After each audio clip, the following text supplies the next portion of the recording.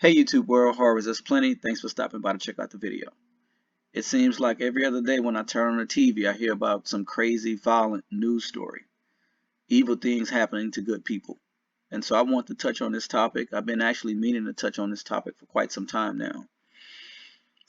And we're in the end times.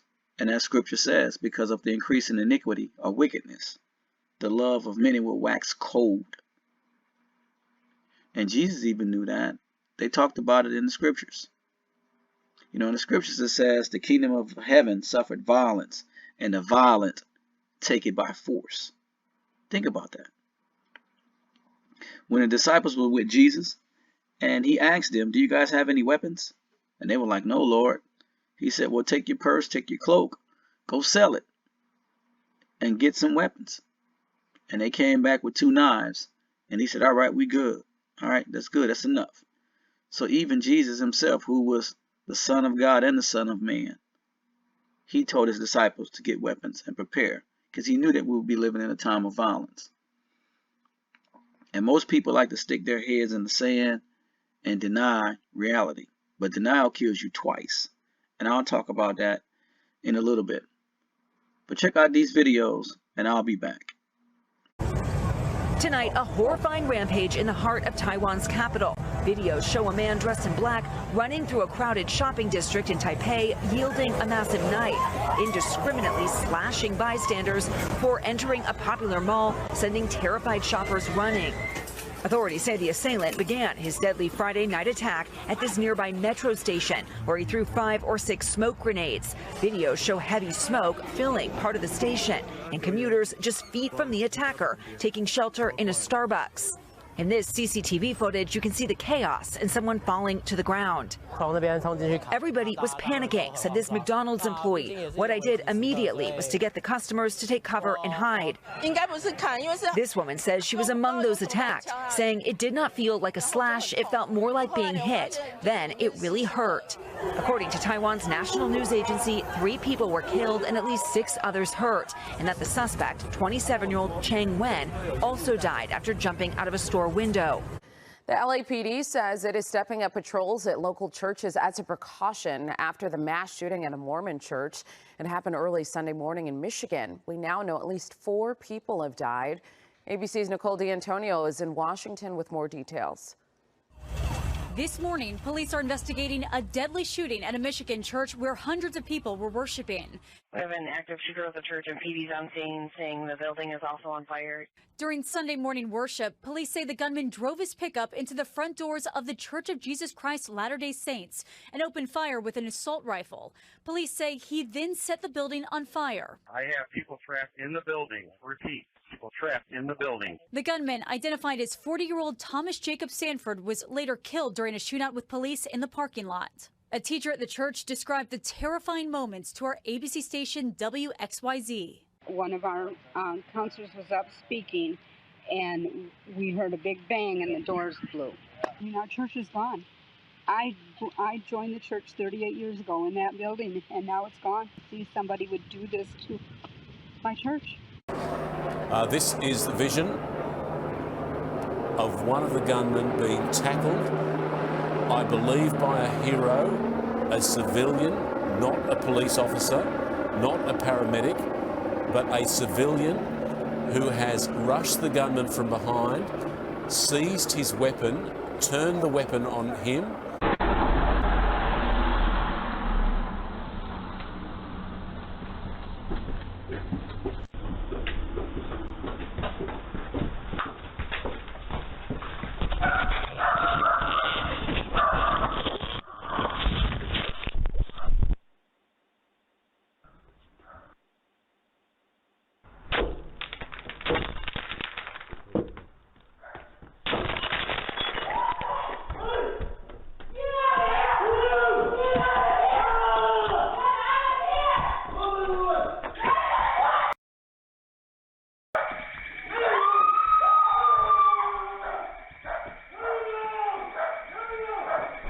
So continuing to follow developing news out of Michigan, where a man went on a stabbing spree inside a Walmart. It happened earlier today in Traverse City. Authorities say a 42-year-old man armed with a folding knife stabbed 11 people before being arrested by a sheriff's deputy. All 11 victims are seriously hurt. The sheriff's office says the suspect was acting alone. No motive has been released. Walmart says it's cooperating with law enforcement. Stay with us for updates. I pushed him. I said, bro, what the F are you doing? Get away from me. Stop trying to touch me.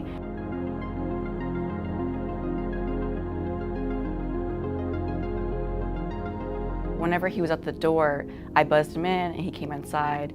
My thought process was it was just another dude coming in to work out. So I didn't think of anything out of that.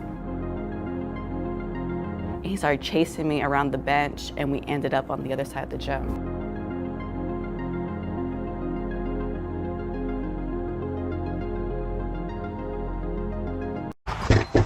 Hey, check it out. Come on, don't move. Come on. Tienen una pistola, amigo.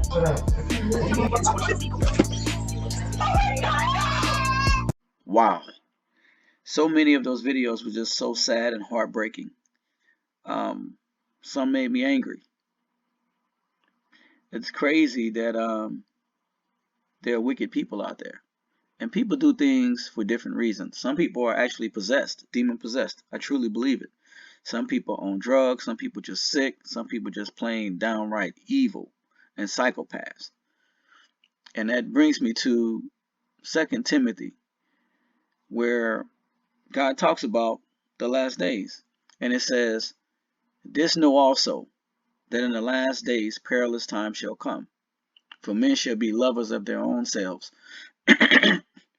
covetous, boasters, proud, blasphemers, disobedient to parents, unthankful, unholy, without natural affection, truce breakers, false accusers, incontinent, fierce, despisers of those who do good or who are good, traitors, heady, high-minded, lovers of pleasures more than lovers of God, having a form of godliness, but denying the power thereof.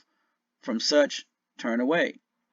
For of this sort are they which creep into houses, and lead captives silly women laden with sins, led away with divers lusts, ever learning, and never able to come to the knowledge of the truth.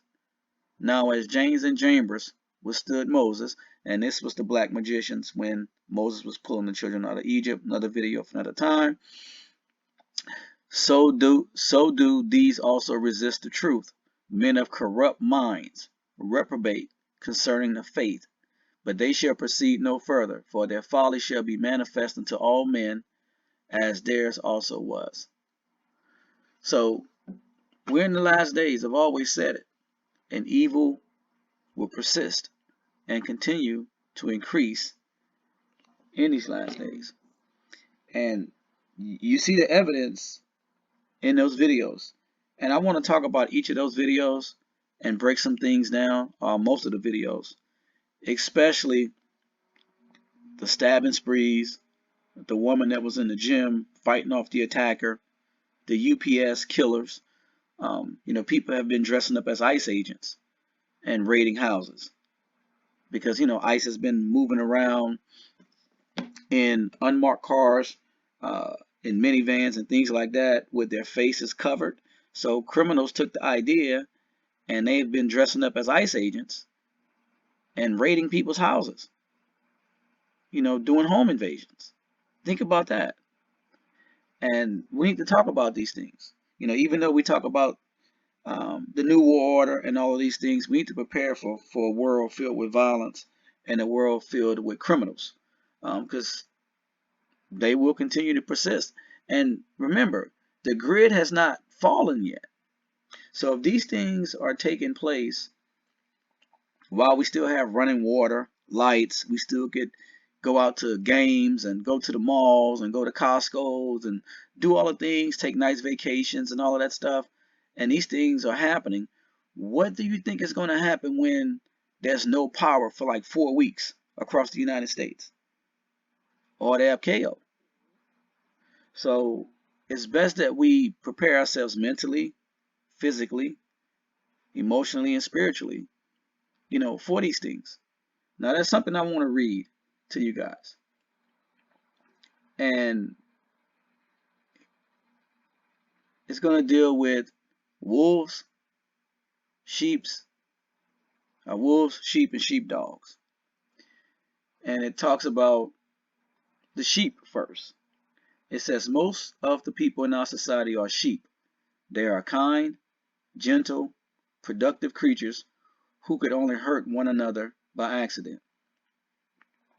It goes on to say that, they mean nothing negative by calling people sheep. It says, then there are wolves. The wolves feed on the sheep without mercy. And then there are the sheepdogs. The sheepdogs are the ones who protect the flock from the wolves. It says, if you have no capacity for violence, then you are a healthy, productive citizen as a sheep. If you have a capacity for violence and no capacity for your fellow citizens, then you are defined as an aggressive sociopath, a wolf. But what if you have a capacity for violence and a deep love for your fellow citizen? What do you have then? A sheepdog, a warrior, someone who is walking the hero's path, someone who can walk into the heart of darkness, into the universal human phobia, and walk out unscathed. Let me expand on this old soldier's excellent motto of the sheep, wolves, and sheepdog. We know that the sheep live in denial. That is what makes them sheep. They do not want to believe that there's evil in this world. They can accept the fact that fires can happen, which is why they want fire extinguishers, fire sprinklers, fire alarms, and fire exits throughout their kids' schools. But many of them are outraged at the idea of putting an armed police officer in their kids' school. Our children are thousands of times more likely to be killed or seriously injured by school violence than by fire, but the sheep's only response to the possibility of violence is denial. The idea of someone coming to kill or harm their child is just too hard, and so they choose the path of denial. The sheep generally do not like the sheepdog. He looks a lot like the wolf. He has fangs and a capacity for violence. The difference, though, is that the sheepdog must not, cannot, and will not ever harm the sheep. Any sheepdog who intentionally harms the loveliest or the lowliest little lamb will be punished and removed. The world cannot work any other way, at least not in a representative democracy or a republic such as ours. Still, the sheepdog disturbs the sheep. He is a constant reminder that there are wolves in the land. They would prefer that he didn't tell them where to go or give them traffic tickets or stand at the ready in our airports in camouflage fatigues holding M16s. The sheep would much rather have the sheepdog cash in his fangs, spray paint himself white, and go bah like a wolf. Bah like a sheep until the wolves show up. Then the entire flock tries desperately to hide behind the one lonely sheepdog. It goes on to say, understand that there is nothing morally superior about being a sheepdog. It is just what you choose to be. Also understand that a sheepdog is a funny critter. He is always sniffing around on the outer perimeter, checking the breeze, barking at things that go bump in the night, and yearning for a righteous battle. That is, the young sheepdogs yearn for a righteous battle. The old sheepdogs are a little older and wiser, but they move to the sound of the guns when needed, right along with the young ones. It goes on to say here, there's nothing morally superior about the sheepdog, the warrior, but he does have one real advantage, only one. And that is that he is able to survive and thrive in an environment that destroys 98% of the population. The research conducted a few years ago with individuals convicted of violent crimes.